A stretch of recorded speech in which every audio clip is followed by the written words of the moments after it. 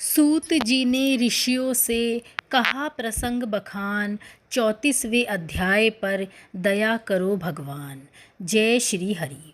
भक्तों, आप सभी का स्वागत है, अभिनंदन है आपके अपने चैनल कहानी सुनो में।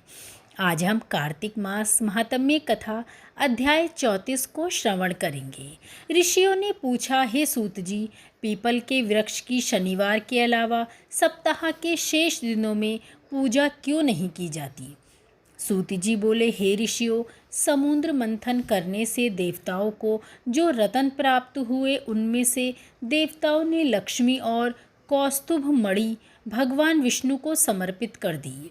जब भगवान विष्णु लक्ष्मी जी से विवाह करने के लिए तैयार हुए तो लक्ष्मी जी बोली, हे प्रभु, जब तक मेरी बड़ी बहन का विवाह नहीं हो जाता तब तक मैं छोटी बहन आपसे किस प्रकार विवाह कर सकती हूँ।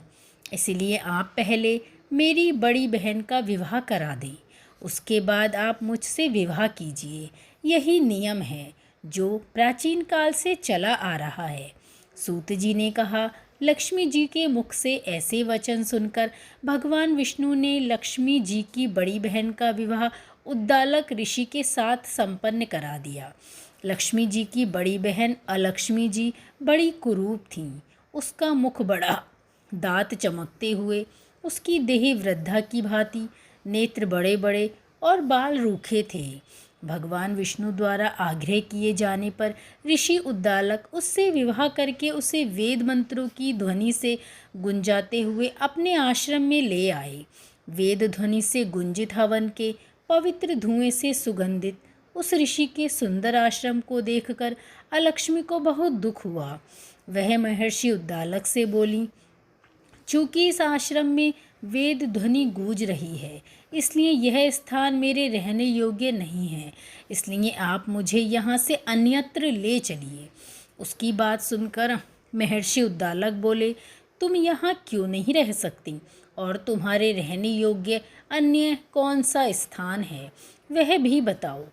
अलक्ष्मी बोली, जिस स्थान पर वेदों की ध्वनि हो, अतिथियों का आदर सत्कार हो, यज्ञ आदि होते हों, ऐसे स्थान पर मैं नहीं रह सकती। जिस स्थान पर पति पत्नी आपस में प्रेम से रहते हों, पितरों के निमित्त यज्ञ होते हों, देवताओं की पूजा होती हो, उस स्थान पर भी मैं नहीं रह सकती। और जिस स्थान पर वेदों की ध्वनि ना हो, अतिथियों का आदर सत्कार ना हो, यज्ञ ना होते हों, पति पत्नी आपस में कलेश करते हों, पूज्य वृद्धों सत्पुरुषों तथा मित्रों का अनादर होता हो, जहाँ दुराचारी चोर पर स्त्रीगामी मनुष्य निवास करते हों, जिस स्थान पर गायों की हत्या की जाती हो, मद्यपान ब्रह्म हत्या आदि पाप होते हों, ऐसे स्थानों पर मैं प्रसन्नतापूर्वक निवास करती हूँ। सूत जी बोले, अलक्ष्मी के मुख से इस प्रकार के वचन सुनकर उद्दालक का मन खिन्न हो गया। वह इस बात को सुनकर मौन हो गए। थोड़ी देर बाद वे बोले, ठीक है, मैं तुम्हारे लिए ऐसा स्थान ढूंढ दूंगा। जब तक मैं तुम्हारे लिए ऐसा स्थान ना ढूंढ लूँ तब तक तुम इस पीपल के नीचे चुपचाप बैठी रहना। महर्षि उद्दालक उसे पीपल के वृक्ष के नीचे बैठाकर उसके रहने योग्य स्थान की खोज में निकल पड़े। परंतु जब बहुत समय तक प्रतीक्षा करने के बाद वे वापस नहीं लौटे तो अलक्ष्मी विलाप करने लगी। जब बैकुंठ में बैठी लक्ष्मी जी ने अपनी बहन अलक्ष्मी का विलाप सुना तो व्याकुल हो गईं। वे दुखी होकर भगवान विष्णु से बोली, हे प्रभु, मेरी बड़ी बहन पति द्वारा त्यागे जाने पर अत्यंत दुखी है।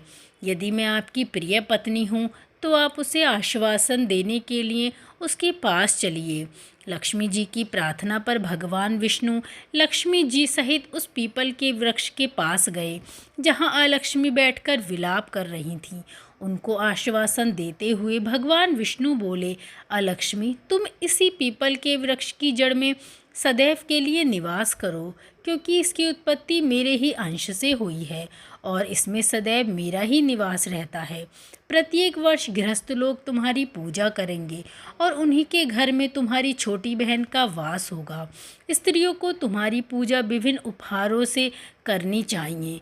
मनुष्यों को पुण्य के लिए धूप दीप गंध से तुम्हारी पूजा करनी चाहिए।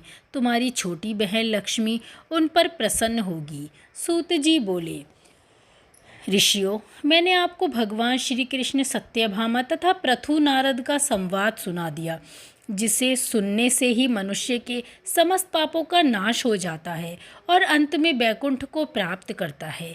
यदि अब भी आप लोग कुछ पूछना चाहते हैं तो अवश्य पूछिए, मैं अवश्य ही बताऊंगा। सूत जी के वचन सुनकर शौनक आदि ऋषि थोड़ी देर तक प्रसन्नचित वहीं बैठे रहे। तत्पश्चात वे लोग बद्री नारायण जी के दर्शन हेतु चल दिए। जो मनुष्य इस कथा को सुनता या सुनाता है उसे इस संसार के समस्त सुख प्राप्त होते हैं और अंत में श्री हरि विष्णु के वैकुंठ धाम की प्राप्ति होती है। तो भक्तों, आगे का अध्याय सुनने के लिए जुड़े रहिए हमारे साथ, बने रहिए हमारे साथ। धन्यवाद।